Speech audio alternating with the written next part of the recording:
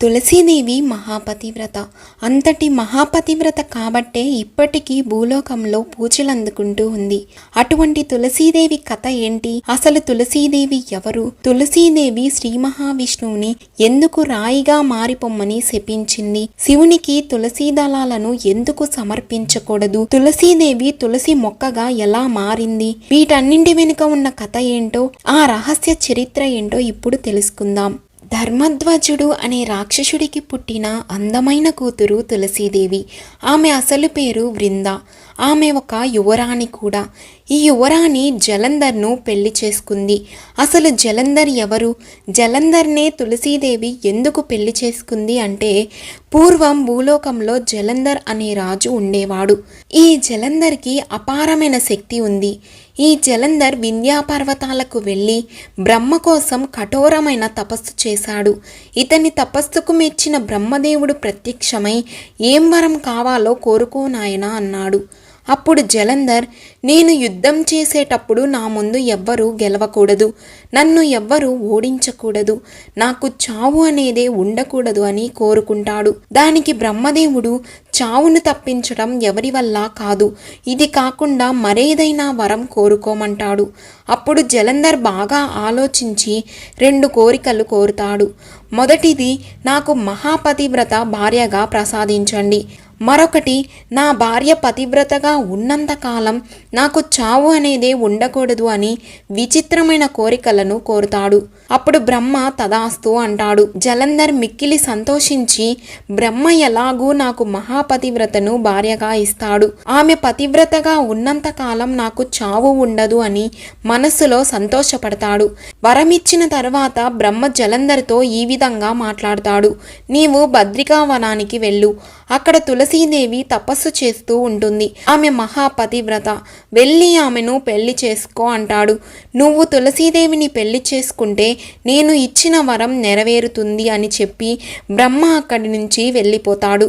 జలంధర్ తులసీదేవి దగ్గరకు వెళ్ళి బ్రహ్మ చెప్పిన మాటలు తులసీదేవికి చెప్పి ఆమెను పెళ్లి చేసుకుంటాడు.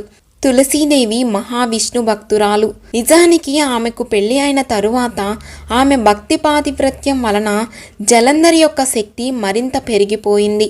అయితే జలంధర్కి చెడు బుద్ధి ఎక్కువయ్యి భూలోకంలోని రాజులందరినీ ఓడించి భూలోకాన్ని మొత్తం ఆక్రమించేస్తాడు. ఆ తరువాత దేవలోకాన్ని కూడా పాలించాలి అనే దురుద్దేశంతో దేవతలందరి మీదకి యుద్ధానికి వెళ్తాడు.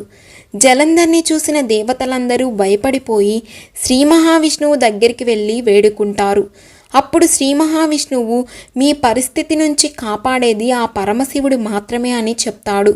అప్పుడు దేవతలందరూ శివుని దగ్గరికి వెళ్ళి వేడుకుంటారు. శివుడు జలంధర్తో యుద్ధానికి సిద్ధమవుతాడు. తులసీదేవి యొక్క పాతివ్రత్య మహత్యం వలన జలంధర్ శక్తి పెరిగి మహాశివునికి కూడా జలంధర్తో యుద్ధం చేయడం కష్టతరమవుతుంది. అది గమనించిన శ్రీ మహావిష్ణువు జలంధర్ వల్ల జరిగే నష్టం గురించి ఆలోచించి ఒక మాయ చేయాలని నిర్ణయించుకుంటాడు. జలంధర్ శివునితో యుద్ధం చేస్తూ ఉండగా శ్రీ మహావిష్ణువు జలంధర్ రూపంలో తులసీదేవి దగ్గరకు వెళతాడు. తులసీదేవి శ్రీ మహావిష్ణువుని గుర్తుపట్టలేక తన భర్తే వచ్చాడు అనుకొని శ్రీ మహావిష్ణువుని తాకుతుంది.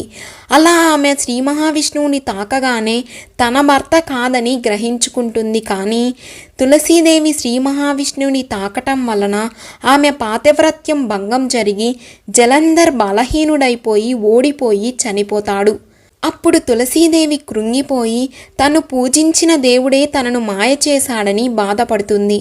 తులసీదేవి కోపంతో శ్రీ మహావిష్ణువుని రాయిగా అవ్వమని శపిస్తుంది. అప్పుడు తన శాపాన్ని అంగీకరించి కండకీ నది వద్ద శాలిగ్రామ శిలలాగా మారుతాడు శ్రీ మహావిష్ణువు. తులసీదేవి శపించిన తరువాత శ్రీ మహావిష్ణువు తులసీదేవితో ఇలా అంటాడు, నీ భర్త చాలా పాపాత్ముడు, దేవతలందరినీ చిత్రహింసలకు గురి చేస్తున్నాడు, బ్రహ్మ ఇచ్చిన వరాన్ని అడ్డు పెట్టుకొని రెచ్చిపోయి చెడ్డ పనులు చేస్తున్నాడు, లోక కళ్యాణం కోసం ఇలా చేశాను అంటాడు మహావిష్ణువు. నిజ నిజాలు తెలుసుకున్న తులసీదేవి, అయ్యో ఆలోచించకుండా మీకు శాపాన్ని పెట్టాను, నన్ను క్షమించండి, మీరు రాయిగా మారితే లోకాలన్నీ అల్లాడిపోతాయని రోధిస్తుంది. అప్పుడు శ్రీహరి, తులసీదేవి, నువ్వు బాధపడకు. నీతో గడిపిన ఈ శరీరాన్ని రాయిగా భూలోకంలో వదిలేస్తాను. నా పరమాత్మ శరీరాన్ని తిరిగి దేవలోకానికి తీసుకొని వెళతాను. అప్పుడు నీ శాపం నిజమవుతుంది. నేను తిరిగి నా రూపాన్ని పొందుతాను అని చెప్తాడు. నీవు మాత్రం ఈ లోకానికి ఒక మహా ఉపకారం చేయాలి. నీవు నీ శరీరాన్ని వదిలేయి. నీ శరీరం గండకీ నదిగా మారుతుంది. నా శరీరం గండకీ నదిలో శాలిగ్రామ రాయిలాగా మారుతుంది. ఈ రాయి శాలిగ్రామ అనే పేరుతో ప్రసిద్ధి చెందుతుంది. దీనికి ప్రజలు పూజలు కూడా చేస్తారు. ఇప్పుడు సాక్షాత్తు శ్రీ మహావిష్ణువు శరీరమే శాలిగ్రామంగా ఉంది. నీ వెంట్రుకలు అత్యంత పవిత్రమైన తులసి చెట్టుగా మారుతాయి. తులసి చెట్టుకు ప్రజలు పూజలు కూడా చేస్తారు. నీ వెంట్రుకలు తులసి చెట్టుగా, నీ శరీరం గండకీ నదిగా మారి లోకానికి ఉపకారం చేస్తాయి. వెంటనే నీ శరీరాన్ని వదిలేయి అని చెప్తాడు శ్రీహరి. వెంటనే తులసీదేవి శరీరాన్ని చాలిస్తుంది. తర్వాత శ్రీ మహావిష్ణువు తులసి కూడా తనతో పాటు పూజింపబడాలని వరమిస్తాడు. ఆయనకి తులసి ఆకు లేకుండా చేసే పూజ ఎప్పటికీ పూర్తి అవ్వదు. అలా ప్రతి ఒక్కరి ఇంట్లో తులసి చెట్టుగా మారి తులసీదేవి ప్రతి ఒక్కరితో ఆరాధింపబడుతుంది. అందుకోసమే పవిత్రమైన కార్తీక మాసంలో తులసి చెట్టుకి, శ్రీ మహావిష్ణువుకి, ఉసిరి చెట్టుకి పూజ చేస్తారు. అంతేకాకుండా ఈ పరమ పవిత్రమైన కార్తీక మాసంలో శాలిగ్రామాన్ని దానం చేస్తారు.